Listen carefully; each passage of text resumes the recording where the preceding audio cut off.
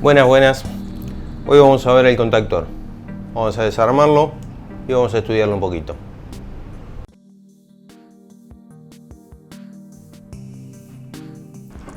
Como les comentaba, vamos a analizar el contactor para ver cómo funciona. Vamos a definir primero a ver qué es un contactor. Un contactor es un dispositivo que nos permite manejar otro dispositivo eléctrico a distancia. La idea no es que estén a una distancia física. La idea es poder manejar con electricidad un elemento con electricidad, o sea, no manualmente. Esto nos va a permitir automatizar el sistema. Una máquina que maneje a otra máquina, podemos llamarlo de esa manera. Ese es el concepto de un contactor. Un producto eléctrico maneja a otro producto eléctrico. Por ejemplo, vamos a ver acá cómo está compuesto. Tiene dos partes principales, la parte eléctrica y la parte mecánica. Yo acá lo desarmé. Tenemos un núcleo magnético, una bobina magnética que en este caso es de 24 volts de corriente alterna por cuestiones de seguridad. Esta bobina va a ir metida en esta armadura de hierro silicio, para que no quede magnetizada. Esto nos va a permitir hacer un movimiento mecánico entre la armadura de arriba y la armadura de abajo. La idea de que esto suceda es para mover la parte de arriba del contactor. Tiene los contactos. Ahora lo vamos a desarmar y vamos a verlo bien. Los contactos de arriba nos van a permitir conectar o desconectar un motor, por ejemplo. Cuando quiero que arranque y cuando quiero que pare. Vamos a ver si desarmamos. Ahí está. Acá abajo tenemos el otro tornillo.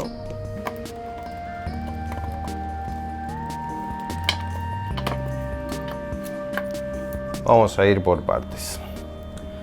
Acá, por ejemplo, vemos los tres contactos. Estos contactos se los llama contactos de fuerza, que son los contactos que me van a permitir conectar o desconectar el motor. Este punto y este punto, estos dos puntos, cuando el contactor se acciona, se unen eléctricamente haciendo contacto desde acá hasta acá. En los tres exactamente iguales. Por otro lado tenemos un módulo auxiliar, que es este que tenemos acá. Este módulo auxiliar tiene contactos abiertos y cerrados para poder trabajar con la parte de comando. Después vamos a ver cómo seguimos trabajando, cómo seguimos explicando la parte de comando, qué es la parte de comando. Vamos a desmontar. A ver acá cómo se desmonta esto.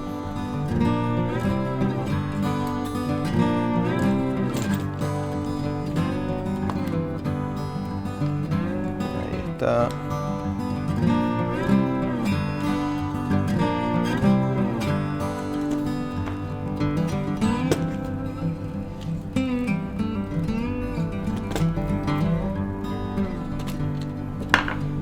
Ahí tenemos lo auxiliar. Estos contactos que tenemos de acá a acá es el contacto normalmente abierto y normalmente cerrado. Acá tenemos uno y otro. Este contactor en particular es de la marca Siemens, pero el principio de funcionamiento de todos los contactores es exactamente el mismo. Tienen mayor calidad, mayor precio, menor precio, pero básicamente estamos hablando siempre de lo mismo. Una vez que tenemos desmontado acá, podemos ver este resorte que va a ser el que ayude a levantar el peine de contactos. Este peine de contactos, como dijimos anteriormente, es el que va a hacer que cuando se cierra el contacto, hace arrancar al motor. No sé si se llega a ver. Vamos a hacer un plano más cercano. Estos contactos que tenemos acá, siempre, los grandotes estos, siempre son los contactos normalmente abiertos. Cuando se accionan, se cierran. Cuando se deja de alimentar la bobina del contactor, se abren. Se abren por el resorte que tenemos acá. Tiene que tener la suficiente fuerza para poder abrir los contactos con una velocidad importante. Tiene que desconectar por el chispazo que se genera al momento de conectar o desconectar una carga. Cuando hablamos de una carga, generalmente estamos hablando de un motor, lo cual no significa que no podemos conectar otra cosa, pero generalmente lo usamos para conectar un motor. En la parte de arriba vemos que está señalizado 1, 2, 3, 4, 5, 6. Ese es el número de los contactos, en donde dice L1, L2 y L3, en donde se coloca la alimentación siempre, y acá T1, T2, T3, que va a ir conectado a la carga. Sigamos viendo esta parte.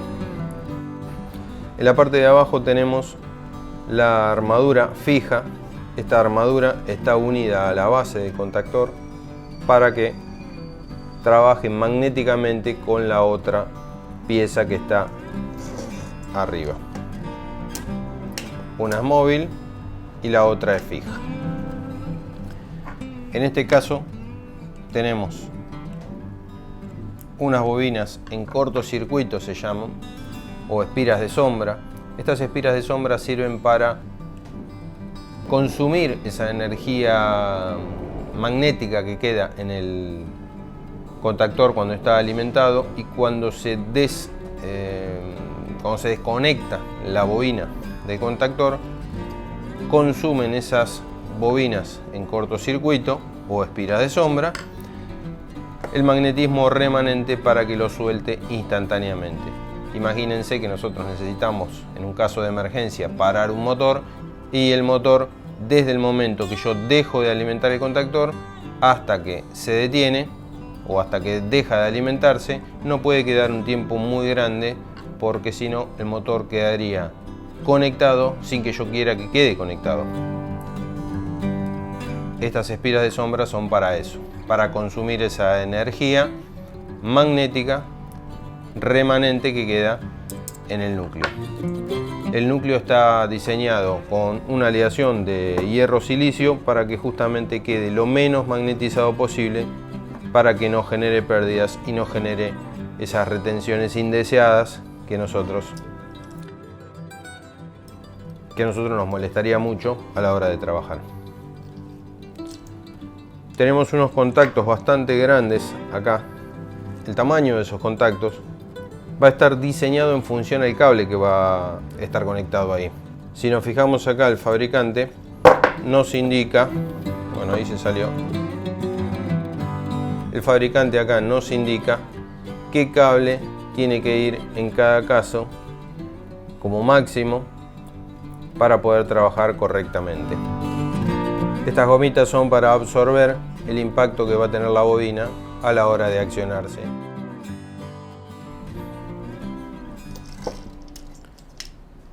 Vamos a volver a armarlo y les explico cómo se hace. Acá en la base nos indica por su forma cómo poner el núcleo fijo. La bobina no es ni más ni menos que un arrollamiento de alambre de cobre que está unida entre los terminales para poder alimentarlo. Estos terminales, acá tenemos la particularidad de tener la posibilidad de conectar un terminal y otro, A1 y 2. Cuando yo alimento entre estos dos puntos, se alimenta la bobina. A1 y A2 puedo alimentar entre estos dos puntos y se alimenta la bobina. La otra opción que tengo en algunos tableros, cuando yo tengo que armar y no quiero pasar cables alrededor del contactor, El fabricante pensó que si yo alimento con una parte de la tensión acá y la otra parte de la tensión, puedo traer un cable acá y salir con un cable de acá. De igual manera va a quedar alimentado. Este módulo que tenemos acá va a ir acoplado a través de esta palanquita que tenemos ahí. Va a ir acoplado de costado con el accionamiento del mismo contactor. Ahí adentro tiene una muesca y esto va a ir enganchado de esa manera. Cuando yo pongo los contactos auxiliares al lado del contactor, cuando se mueven los contactos de fuerza, también me van a mover los contactos auxiliares.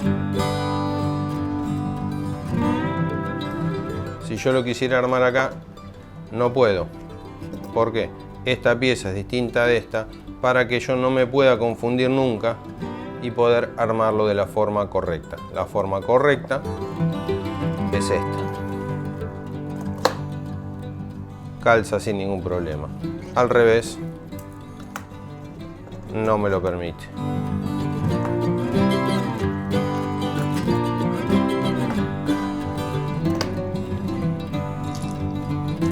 Lo mismo pasa con la parte de arriba. Esta pieza y esta pieza no son exactamente iguales. Ahí me permite calzarlo.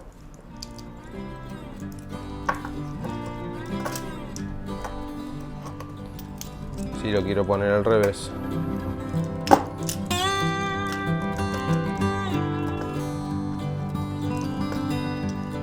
No me lo permite. Tengo estas piezas que son distintas. Estas muescas son distintas y no me lo permiten. Tiene una sola posición de armado.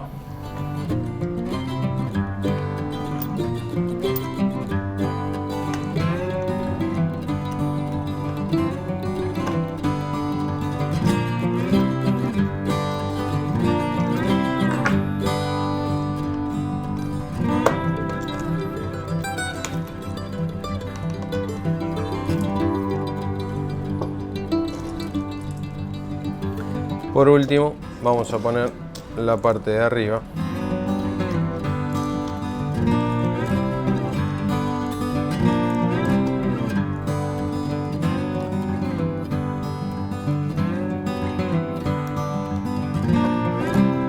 Datos a tener en cuenta. Acá el fabricante lo que me está diciendo, me está indicando la potencia máxima que puedo conectar con este contactor, las tensiones con las que puedo trabajar.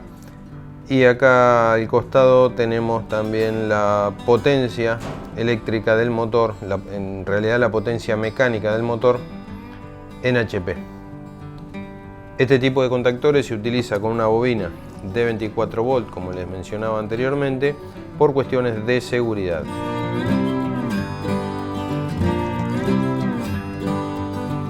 Volvemos a encastrar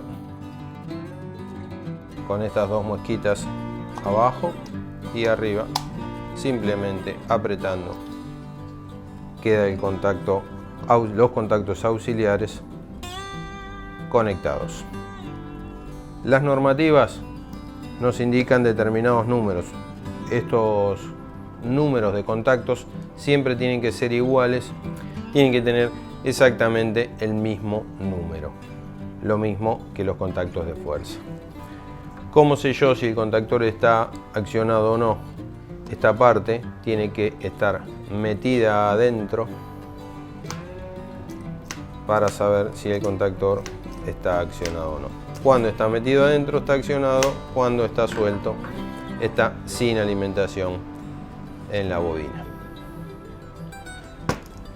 Bueno, espero que les haya servido de ayuda para poder interpretar un poquito más cómo funciona un contactor, cómo está compuesto internamente.